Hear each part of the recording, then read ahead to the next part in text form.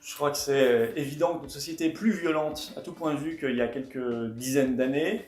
Alors la violence du quotidien, oui, je pense qu'on a créé les conditions d'une société qui est plus violente. Alors c'est le communautarisme, il y a eu un sentiment d'impunité aussi pour certains pendant très longtemps et qui continue d'ailleurs en partie.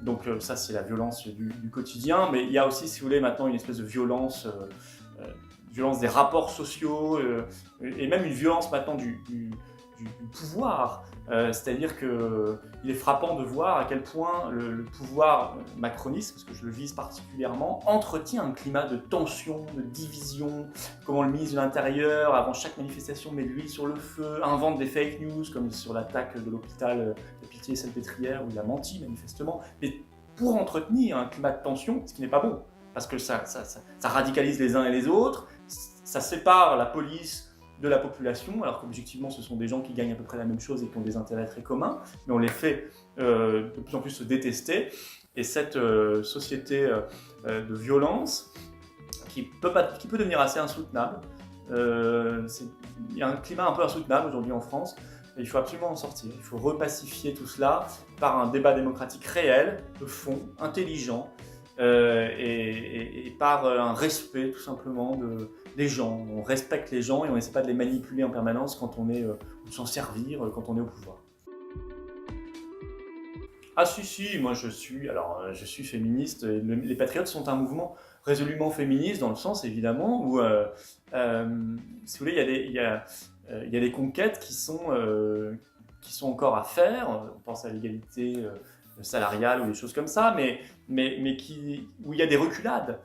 Certaines femmes ont des pressions dans certains quartiers pour mettre un voile ou pour adopter telle ou telle attitude de retrait dans l'espace public parce qu'il y a l'islamisme qui progresse, parce qu'il y a des pressions. Ça, c'est absolument scandaleux dans un pays comme la France.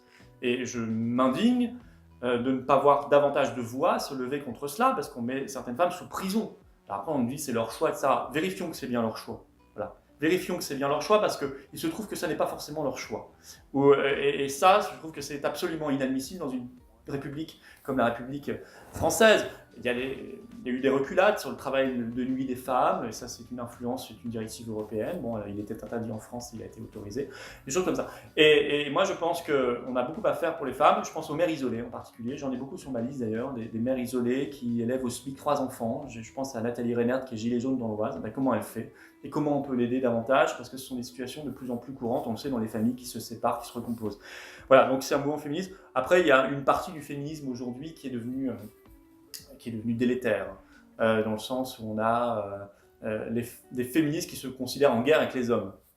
Et ça, je trouve que ça, par contre, c'est catastrophique pour la cause, hein, parce que ça crée, là aussi, on crée de la violence, on crée de la tension, et on ne met pas tout le monde dans le même bateau. Les hommes sont aussi dans le même bateau. Voilà. Et si on ne les met pas dans le même bateau, et si on essaie de les faire rentrer en guerre contre les femmes, c'est perdu d'avance.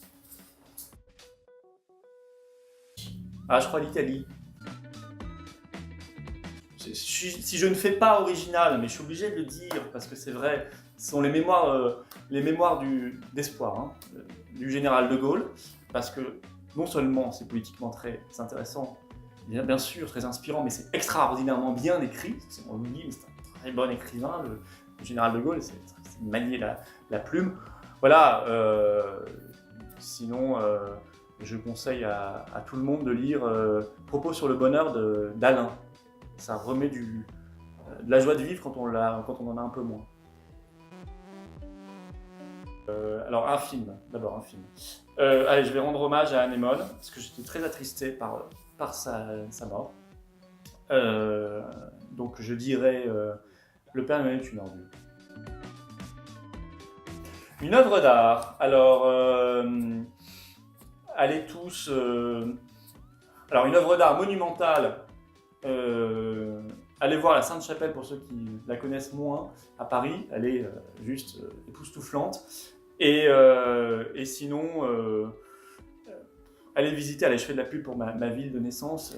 Allez visiter le Palais des Beaux-Arts de Lille. Il y a plein de merveilles, notamment la peinture flamande, absolument phénoménale également. Bon, moi, je suis resté de ce point de vue un peu ringard, mais j'étais très années 80 français ou international, mais lorsque j'étais le temps de mon enfance, alors je crois que ça m'a imprimé le tympan. Mais sinon, non, j'aime beaucoup de choses contemporaines aussi. Donc je peux pas, je suis trop éclectique pour vous donner une réponse. Le chocolat. Alors célébrons le dernier pour moi, c'est le colonel Beltrame. Voilà. Parce que honnêtement, se mettre à la place d'un otage, sacrifier sa vie, moi je pensais que ça se ferait plus en 2018. Vous voyez, on était tombé dans une époque où je pensais qu'elle ne pouvait plus créer de héros. Et en fait, notre époque, il y a encore des héros, au vrai sens du terme.